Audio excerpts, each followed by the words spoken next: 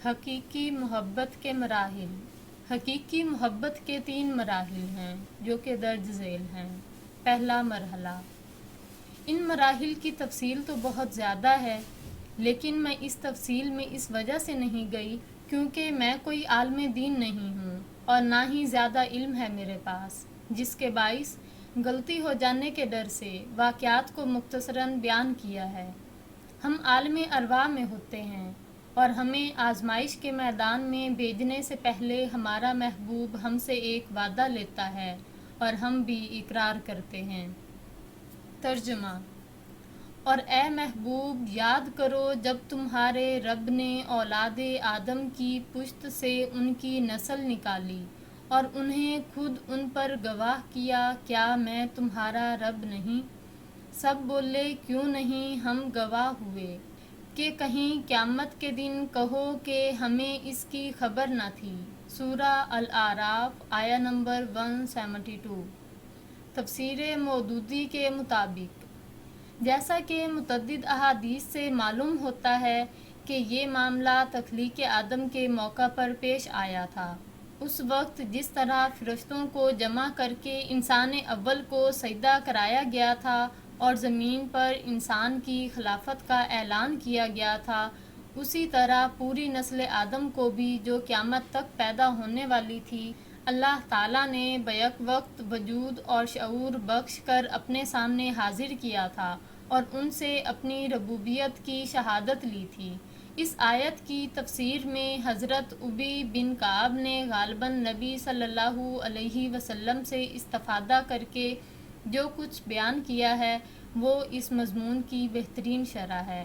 وہ فرماتے ہیں، اللہ تعالیٰ نے سب کو جمع کیا اور ایک ایک قسم یا ایک ایک دور کے لوگوں کو الگ الگ گروہوں کی شکل میں مرتب کر کے انہیں انسانی صورت اور گویائی کی طاقت عطا کی۔ پھر ان سے عہد و میثاق لیا اور انہیں آپ اپنے اوپر گواہ بناتے ہوئے پوچھا، کیا میں تمہارا رب نہیں ہوں؟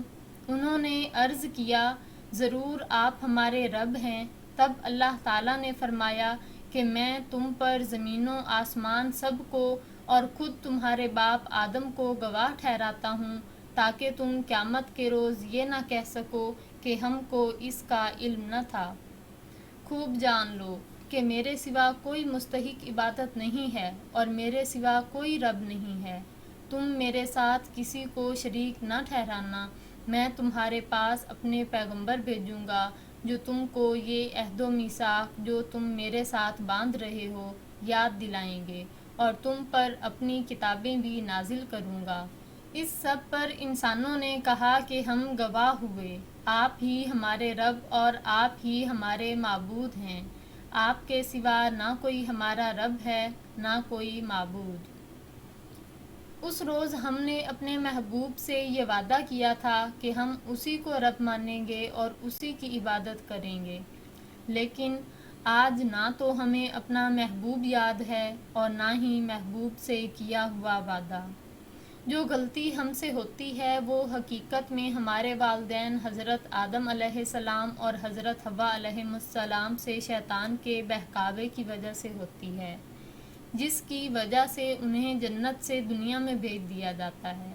ہمارے محبوب نے سب انسانوں سے عہد لے کر انہیں آزمائش کے میدان میں بھیج دیا۔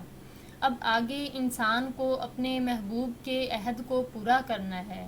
جو اس عہد کو پورا کرے گا اسے انعام و اکرام سے نوازا جائے گا، اور جو اس عہد کو پورا نہیں کرے گا وہ ذلت و رسوائی کا حقدار ٹھہرے گا۔ دوسرا مرحلہ۔ دوسرے مرحلہ میں ہمیں آزمائش کے میدان میں ثابت قدم رہنا ہوتا ہے۔ ہمیں مصیبتوں، پریشانیوں اور تکلیفوں کے پہاڑ توڑ کر ریزہ ریزہ کرنے ہوتے ہیں، فقط اپنی محبت کی طاقت اور صبر و شکر کے ہتھیار سے۔ یہ محبوب سے جدائی کا دور ہوتا ہے اور ہمیں محبوب سے اپنی محبت کو ثابت کرنا ہوتا ہے، ہمیں محبوب سے کیے گئے وعدہ کو نبھانا ہوتا ہے۔ آزمائش کا وہ میدان جس میں ہمیں ثابت قدم رہنا ہوتا ہے وہ کیا ہے؟ وہ آزمائش کا میدان ہے دنیا۔ دنیا بہت ہی خوبصورت، حسین اور پرکشش ہے، لیکن اس دنیا میں امتحان بہت مشکل ہوتے ہیں۔ ہمیں اس بات کو ہمیشہ یاد رکھنا چاہیے اور اچھی طرح ذہن نشین کر لینا چاہیے کہ ہم اس دنیا میں ہمیشہ رہنے کے لیے نہیں آئے، بلکہ ہماری یہ زندگی عارضی ہے۔ ہمیں اپنی اس زندگی میں درپیش مسائل اور پریشانیوں کا مقابلہ صبر سے کرنا چاہیے اور محبوب سے شکوہ شکایات نہیں کرنا چاہیے۔ ہمیں اپنے وعدہ کو پورا کرنے کے لیے اور اپنی محبت کو ثابت کرنے کے لیے سر دھڑ کی بازی لگا دینی چاہیے، کیونکہ ہمیں یہ موقع بار بار نہیں ملے گا۔ یہ وقت غفلت میں گزارنے کا نہیں ہے، یہ بیدار ہونے کا وقت ہے۔ غفلت سب کچھ برباد کر دیتی ہے، یہ کسی پر رحم نہیں کرتی۔ ہمیں ہر حال میں اس کا شکر ادا کرنا چاہیے۔ ہمیں ہر حال میں اس کا شکر ادا کرنا چاہیے، اس کی عبادت اور یاد سے غافل نہیں ہونا چاہیے، تاکہ اپنی محبت اور وعدہ کو ثابت کر سکیں اور کامیاب ہو سکیں۔ تیسرا مرحلہ، یہ مرحلہ آخری مرحلہ ہوتا ہے۔ اس مرحلہ میں ہم نے محبوب کے سامنے حاضر ہونا ہوتا ہے اور محبوب ہمارا فیصلہ کرتا ہے کہ کس نے کس حد تک اپنا وعدہ پورا کیا یا پورا کرنے کی کوشش کی یا پھر وعدہ ہی بھول گیا۔ اس کے بعد محبوب انصاف کے تقاضوں کے مطابق ہمارا فیصلہ کرتا ہے۔ اس مرحلہ میں ہم محبوب کے روبرو حاضر ہوتے ہیں، جس کے بارے میں محبوب نے ہمیں سب کچھ پہلے ہی بتا دیا ہے۔ جو اپنے محبوب کا وعدہ پورا کرتا ہے، انصاف اور وعدہ کے مطابق اس کا حقیقی گھر یعنی جنت بھی اسے دیا جاتا ہے، اور سب سے بڑھ کر یہ کہ اسے محبوب کا دیدار نصیب ہوتا ہے، اس کو محبوب کا لطف و کرم نصیب ہوتا ہے، اس کو وہ تمام نعمتیں نصیب ہوتی ہیں جن کا کوئی بھی شخص اس دنیا میں تصور بھی نہیں کر سکتا۔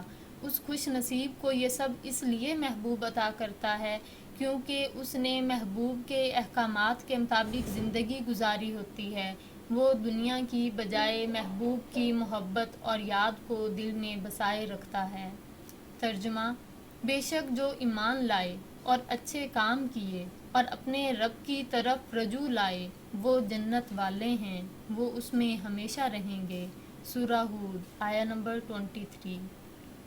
اس کے برعکس وہ جنہوں نے محبوب کا وعدہ پورا نہ کیا بلکہ اسے بھول گئے اور دنیا کی رنگینیوں میں کھو گئے، وہ جنہوں نے اس کی تنبیہات کا اثر نہ لیا، اس کے روکنے کے باوجود شیطان کی پیروی کی، اس کے انبیاء کو جھٹلایا، اس کی آیات کا انکار کیا اور اس کے احکامات کو بھلا دیا، ان کے لیے دردناک عذاب تیار ہے۔ یہ بد نصیب لوگ نہ صرف محبوب کے دیدار سے محروم رہیں گے بلکہ جہنم کو ان کا ٹھکانہ بنا دیا گیا ہے۔ جہنم بھڑکتی ہوئی آگ اور بدبودار غذا سے بھری ہے اور بد نصیبوں کا ٹھکانہ یہی ہے۔ ترجمہ: اور وہ جو کفر کریں گے اور میری آیتیں جھٹلائیں گے، وہ دوزخ والے ہیں، ان کو ہمیشہ اس میں رہنا۔ سورہ البقرہ آیہ نمبر 39۔